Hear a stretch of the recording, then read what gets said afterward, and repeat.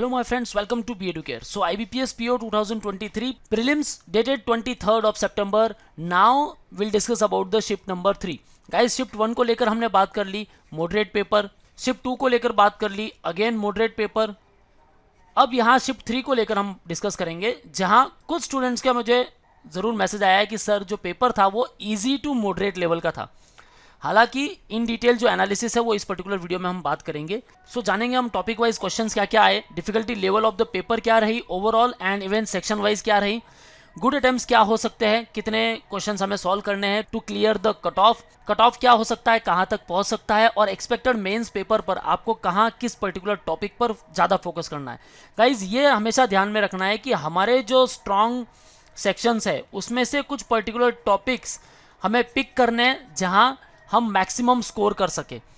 क्योंकि देखो अपनी हर एक की एक स्ट्रैटेजी होती है कि भाई मैं अगर मैथ्स में स्ट्रांग हूँ तो मैथ्स में मैं फोड़ के रख दूंगा, लॉजिकल रीजनिंग मेरा अच्छा है तो वहाँ भी मैं फोड़ के रखूँगा, इंग्लिश थोड़ा वीक है तो चलो ठीक है कोई बात नहीं, इंग्लिश में मैं बड़े केयरफुली तरीके से अटेम्प्ट करूँगा.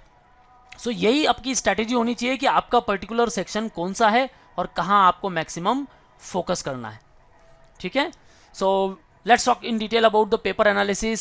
23rd September shift number 3. difficulty level क्या है guys? difficulty level although same रही है as per the shift 1, चाहे आप 1 की बात करो, 2 की बात करो या 3 की बात करो. ओवरऑल मुझे अभी तक यहाँ ऐसा तो देखने नहीं मिला कि यार नंबर 1 के स्टूडेंट काफ़ी नाराज़ है, नंबर 2 के थोड़े खुश है, नंबर 3 के ज़्यादा ही खुश है. बिल्कुल ऐसा देखने नहीं मिला. So English language 30 number of question, time duration 20, easy to moderate. Quantitative aptitude again moderate level का पेपर, रीजनिंग एबिलिटी मॉडरेट, और ओवरऑल जो था वो मॉडरेट लेवल का पेपर था. कुछ जो टॉपिक्स थे वो काफ़ी इजी थे as compare to other shifts. While good attempts की अगर बात करें देन इंग्लिश को लेकर 20 to 22 तक आपका गुड अटेम्प्ट होना चाहिए. Quantitative aptitude again same 17 to 22, लेकिन काफ़ी सारे स्टूडेंट हैं जिन्होंने अभी भी 25 जो है अटेम्प्ट किए हैं. गाइज ऐसे अगर आपके भी कुछ अटेम्प्ट्स है कमेंट सेक्शन में मुझे ज़रूर बताना. रीजनिंग एबिलिटी को लेकर 24 to 29. गाइज अगर आइडियल अटेम्प्ट की भी बात करें तो हम यही कहते हैं कि भाई इंग्लिश में आप 20 से 25 अटेम्प्ट करो, क्वांट में 15 से 20 करो, और रीजनिंग में आप 25 से 30 करो. जब ये अटेम्प्ट होंगे तो आपके जो स्कोर है वो काफ़ी अच्छे होने वाले हैं. ईजिली आप 60 से लेकर 75 के बीच में आ सकते हो. सो ऐसे ही अगर आपके कुछ अटेम्प्ट है then guys cut off crack करना कोई मुश्किल बात नहीं है. Now let's talk about the section wise क्या बाइफिकेशन रहा सारे टॉपिक्स को लेकर. रीडिंग कॉम्प्रिहेंशन को लेकर देर आर 10 क्वेश्चंस, और जो पैसेज था वो रेसिज्म पे बेस्ड था. एक्चुअली अमेरिकन लोग और अफ्रीका के कुछ लोग और उनको जो जॉब मिल रहा है उसके ऊपर कुछ स्टैट्स वगैरह थे. ठीक है, एरर डिटेक्शन 5 थे. शिफ्ट 2 में हमें एरर डिटेक्शन देखने नहीं मिला, वहाँ सेंटेंस करेक्शन थे, सेंटेंस रीअरेंजमेंट था. यहाँ क्लोज टेस्ट भी देखने मिला. पहला ऐसा शिफ्ट है जहाँ क्लोज टेस्ट हमें मिले और उसको लेकर 7 क्वेश्चंस आए. तो आप कहते हो ना कि भाई कोई टॉपिक हमें ओमिट करना है, तो देखो गाइस जब शिफ्ट में अगर एग्जाम होते हैं ना तो एक पर्टिकुलर शिफ्ट में किसी पर्टिकुलर टॉपिक को वेटेज दिया जाता है तो दूसरे उस पर्टिकुलर शिफ्ट में वहाँ कोई वेटेज नहीं रहेगा. सो ऐसे में क्या करना है, आपको सारे टॉपिक्स पे फोकस करना ही है कि भाई एक कोई टॉपिक बहुत डिफिकल्ट लग रहा है तो ही उसे ओमिट करो, और अगर समझ लो क्लोज टेस्ट में कुछ नहीं किया आपने तो यहाँ और यहाँ आप अपना चांसेस जो है वो क्रिएट कर सको. डबल फिलर्स को लेकर there were 2 questions. Word swap को लेकर 5 क्वेश्चंस आए, काफ़ी ज़्यादा क्वेश्चंस आए, एंड वर्ड यूसेज को लेकर ओनली 1 क्वेश्चन. ओवरऑल 30 क्वेश्चंस थे आपके.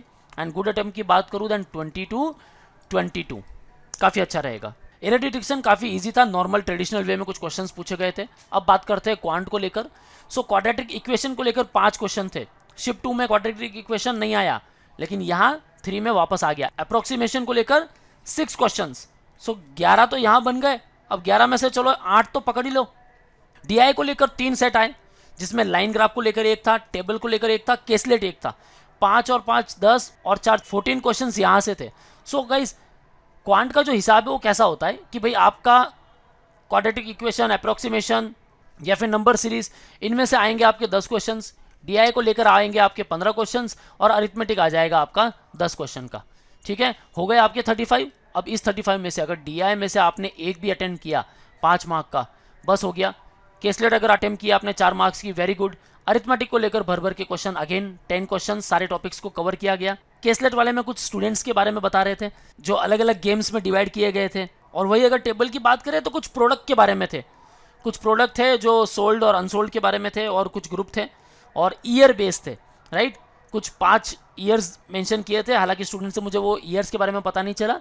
सो ऐसे ही कुछ फॉर्मेट में आपके क्वेश्चंस जो है गाइस वो फ्रेम होते हैं। नाउ जो क्वांटिटेटिव एप्टीट्यूड को लेकर था, अगर आपने अरिथमेटिक में अच्छा काम किया है, क्वाड्रेटिक इक्वेशन अप्रोक्सीमेशन पे अच्छा काम किया है, देन गाइस कोई डरने की बात नहीं है। लेकिन फिर भी मैं कहूँगा गाइस 17 से लेकर 20 तक भी अगर आपने अटेम्प्ट किया है तो it is very good attempt. Okay, next one logical reasoning की बात करते हैं। मिसलेनियस को लेकर 4 क्वेश्चंस आए, इनइक्वालिटीज को लेकर कोई क्वेश्चंस नहीं थे यहाँ, मीनिंगफुल वर्ड को लेकर 1, कोडिंग डिकोडिंग जरूर आया था गाइज, ये 5 क्वेश्चन थे और इसमें चाइनीज कोडिंग भी था। पेयर फॉर्मेशन 1, नंबर बेस 1, काफ़ी इजी था ये number base. Even Chinese coding ये जो थे आपके, ये काफ़ी इजी लेवल के क्वेश्चंस थे, तो यहाँ आप काफ़ी मैक्सिमम स्कोर जो है अचीव कर सकते हो। सिटिंग अरेंजमेंट की बात करूँ देन सर्कुलर रेंज में बैठे हुए थे स्टूडेंट, उनके बेस पे क्वेश्चंस था। सो वहाँ आ गए 5, जिसमें कुछ 4 इनसाइड थे, 3 आउटसाइड थे। ठीक है, सिटिंग अरेंजमेंट को लेकर क्वेश्चन था, जो पैरेलल में बैठे थे उसको लेकर 5 क्वेश्चंस। फिर आते हैं पजल पर। अब पजल को लेकर 3 सेट थे। अब तीनों में से मंथ बेस जो था ये काफ़ी इजी लेवल का क्वेश्चन था।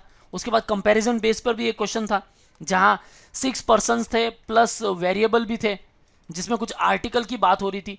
और जो लास्ट पजल था वो था एज बेस्ड, जिसमें कुछ 6 पर्सन थे और कुछ ईयर की बात हो रही थी।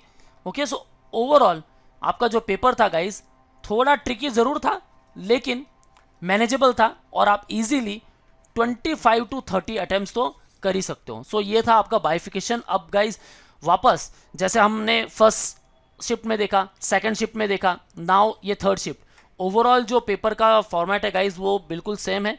थोड़े से कुछ टॉपिक को एक शिफ्ट में रखा है तो दूसरे शिफ्ट में उसको नहीं रखा है। जैसा इसमें पैराजंबल बिल्कुल नहीं है, इंग्लिश की बात करें तो सेकंड शिफ्ट में पैराजंबल था, इवन फर्स्ट शिफ्ट में भी था। सो ओवरऑल जो पेपर था, डिफिकल्ट तो मैं नहीं कहूँगा, ईजी टू मॉडरेट में आपका जो पेपर है वो फ्रेम किया गया। और यहाँ आप 62 भी लाते हो तो ये मैनेजेबल है। ऑल्दो अटेम्प्ट की बात करें देन 62 इट्स गुड, और जो मार्क्स आएंगे देन गाइज आप 58 से लेकर 62 के बीच में आप कट ऑफ को सोच सकते हो। ओके, नाउ अब जो मेंस एग्जाम आने वाला है उसके ऊपर जो फोकस करना है, मैं शिफ्ट 1 से आपको बता रहा हूँ कि कुछ टॉपिक है। जैसे यहाँ हमने बात की क्लोज टेस्ट को लेकर, यहाँ डीआई के 3 सेट आ गए, यहाँ पजल के 3 आए, सिटिंग अरेंजमेंट को लेकर भी 2 आए, सर्कुलर पैरेलल दोनों। तो जो सिटिंग अरेंजमेंट मिसिंग था यहाँ सिटिंग अरेंजमेंट आ गया।